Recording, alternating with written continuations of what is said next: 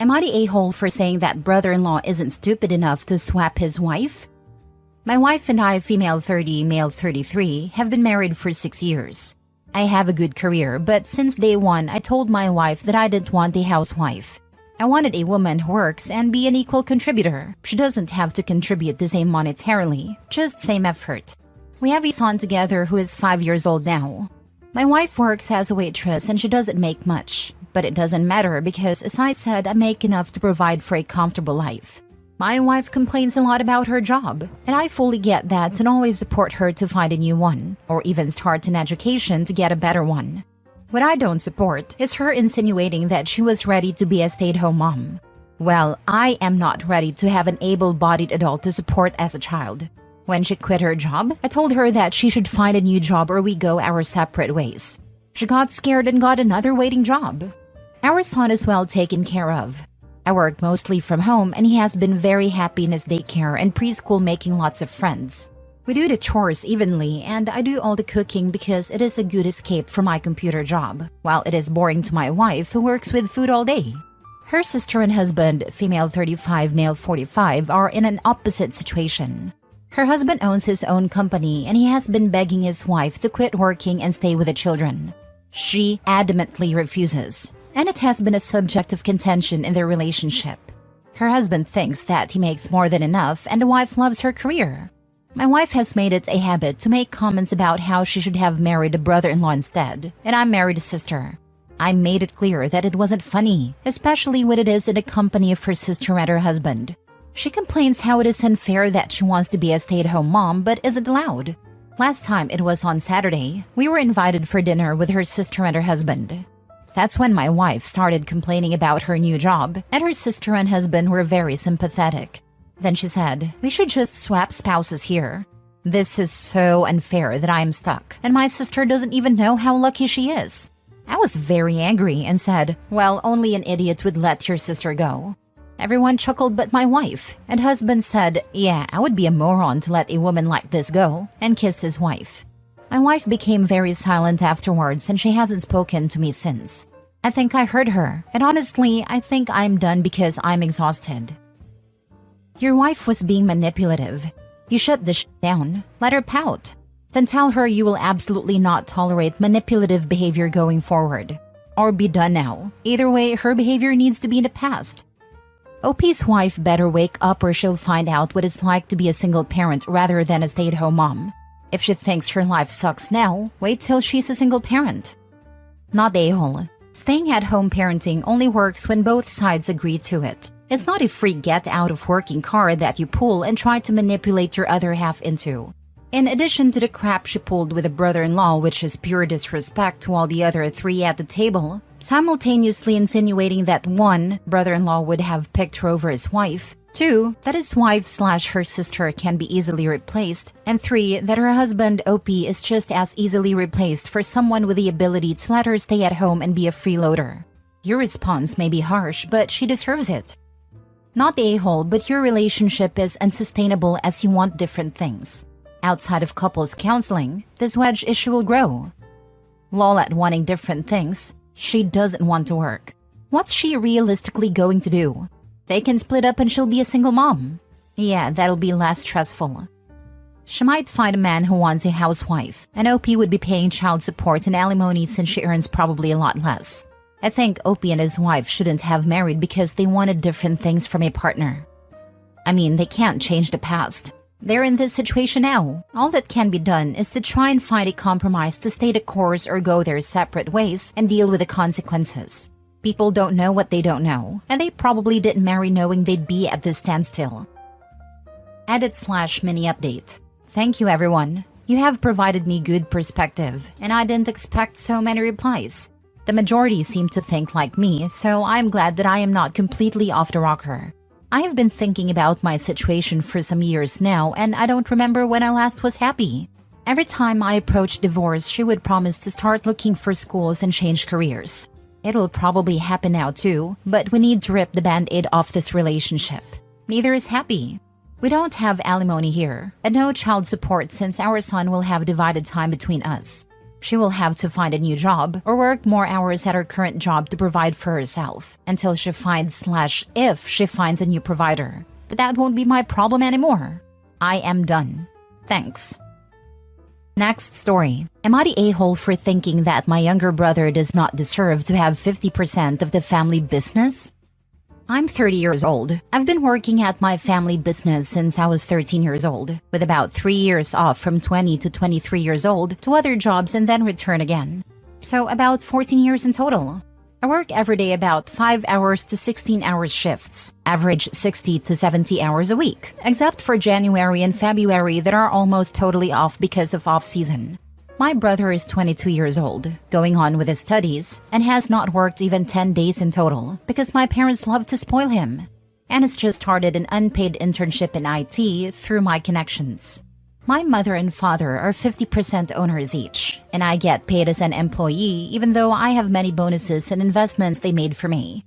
Most of my decisions in the backroom are taken by me, and I also take care of almost everything, such as meeting clients, finances, web management, social media posts and support, email support, driving, etc., etc. My mother just told me that when she'll step down, her 50% part of the business is going to my younger brother. I think this is totally not fair. I told her that about everything else, I accept everything to get divided at 50%, but just not for the business. Especially because there wasn't any help coming from him building the business, and won't be any help coming from him in the future, and he'll still get the 50% cut at the end of the day? I love my brother with all of my heart, but I think this is unacceptable. My mother is now really mad at me for not accepting her terms, and I told her that if you go on this way, I'll just start my own business today, and you can do what you want with yours. I would greatly appreciate your thoughts and advice on this, guys. Thank you so much for taking your time to read and reply to my post. Not a-hole, and I would say it's better to start your exit plan and stop any help you give them, including your brother. Anything they do conditionally will have no value.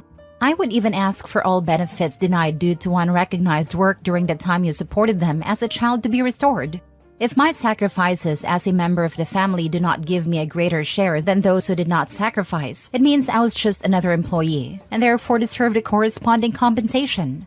Moreover, I would suggest you tell them you will not discuss any terms unless it's with a lawyer, your own labor lawyer or their business lawyer, ensuring you receive a fair part of the business effectively, not just promises. This reminds me of the dad who gave the business to his other son, not the one who spent years in the company and had the knowledge to run it. Think they were electricians or something similar. Get yourself away from the sinking ship and back yourself. Don't devote your life to something they just give to your brother. Not a-hole. I remember that one. I think they were plumbers or electricians maybe. The son left and started his own company while the golden child ran dad's company into the ground. Dad and golden child assumed the son would just keep going and not care that he got screwed. I remember that one. I felt really bad for the guy who started his own company because his family treated him so poorly. But while I felt bad for him, I just didn't feel badly for his family when their business tanked. You abused your main employee. You can't be truly stunned when they leave. And that was one of the most horrible things I think I've read a family doing to somebody in a long time. There was another story where OP worked his way up the business and didn't go to college, while his brother studied business management. When the brother graduated, the parents gave him control of the business. The OP resigned and started his own business in the same field.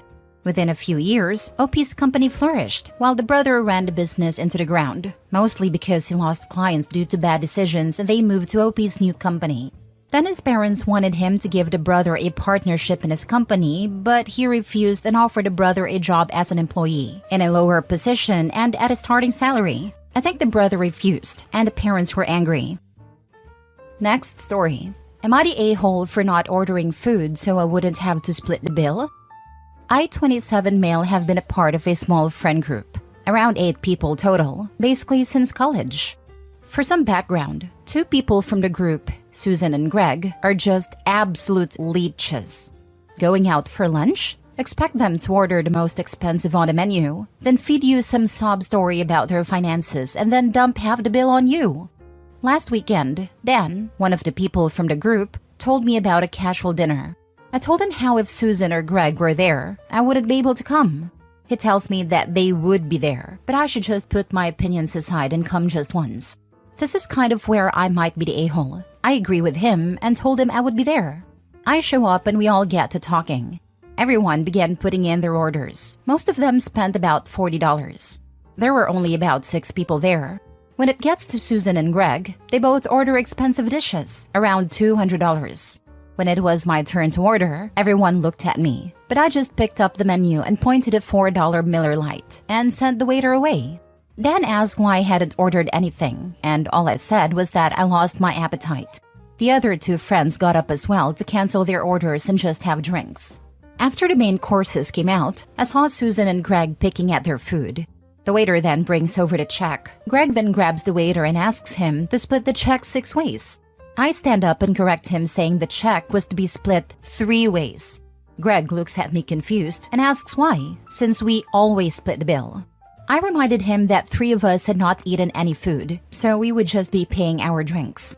So basically, at the end of the night, Dan, who probably only ate around $50 worth of food, was stuck with a $146.98 check at the end. Yes, I remember the exact number. I swear I saw his jaw dropped when he picked the receipt up. I slid a $10 towards the check, said goodbye everyone, and walked out.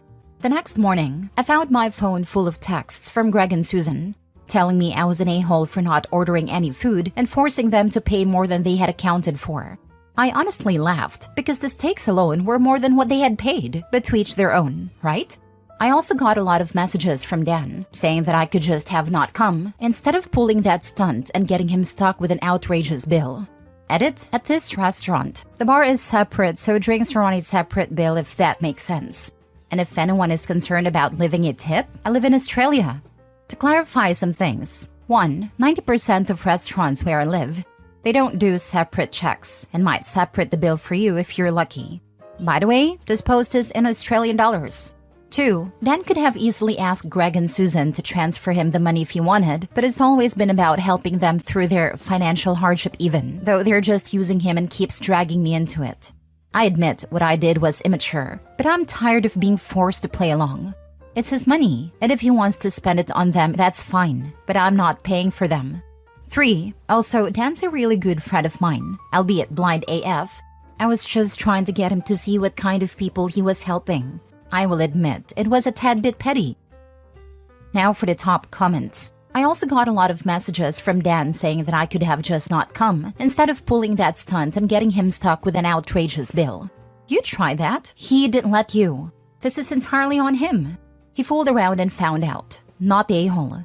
Don't even start me about Susan and Greg. They actually had to pay for their own meal?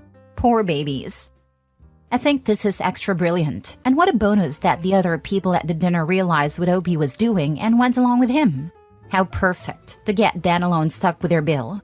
Maybe he'll stop inviting them, and you can all hang out instead of having to deal with Susan and Greg. Susan and Greg still didn't pay for their own meal. Dan paid 1/3 of each of their meals. They still got a discount. The steaks they ate cost more than they paid per OP. For real, one time a meal with my friends was like $2 more than anyone else's, and I offered to cover my own check because I felt like a mooch. They were like, you're fine.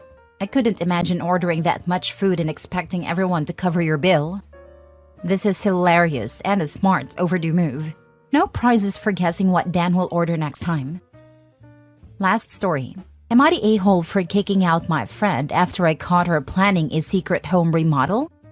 So I inherited a house from my dad a few years ago. It's a 3-bedroom place in a nice neighborhood where rent usually goes for about $2,500+ a month. Since I don't pay rent but have to cover upkeep and insurance, I figured having a roommate would be a good idea. One of my close friends who works from home seemed like a good fit. I did the math and decided $800 a month would cover everything comfortably.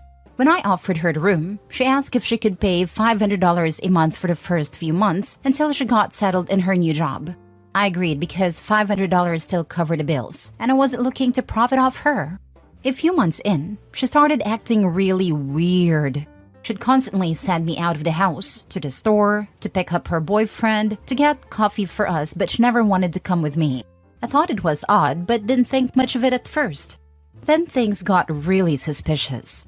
She was always video chatting when I wasn't around, and I caught glimpses that looked like she was talking to construction guys. One day, I snooped and found texts between her and several renovation companies asking for quotes to remodel my house. She was saving money on rent to secretly plan a home remodel in my house, which I did not approve of. She even tried gifting me a week's stay in Vegas a few weeks ago, probably hoping I'd leave so she could start the remodel. I told her I don't like to leave for that long, which now I'm super glad I did. When I confronted her, she swore she wasn't actually going to go through with it, but I don't believe her. The texts and video chats were pretty convincing, and I saw my address in every quote. I kicked her out because I couldn't trust her anymore. Also, haven't spoken since she left. My house has a lot of sentimental value to me, and I love its antique charm. I'm so glad it trusted my gut and stayed. So, am I the a-hole for kicking her out? Why would you do that? Claim part ownership of the house because she invested in it? This is exactly what I thought. Yeah, assuming she did, not only could you sue her into oblivion, you could probably also sue the construction company for not checking ownership status. Paint and cosmetics or whatever, knocking down a wall is a huge no-no. You are the owner, but she is a tenant. I'm just a tenant, so I can't alter my place. Considering that she was attempting to do it behind your back, you made a correct decision. If she had talked to you, perhaps you two might have decided on anything to modify or nothing at all. Not a-hole. Check your credit, check the deed to your home. Get cameras, and if you saw the contractor's name, call them and let them know you are the owner of the home and never approved of any work. She's doing this because she wants to claim that she made a substantial investment and now she's a part owner. Kick her out. She made or attempted to make alterations to your house without your consent. Also, please tell me you had her sign a lease, even if it was a basic template from online.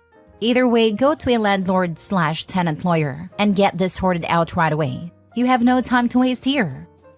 So let's say she was going for that and wanted to stake in equity.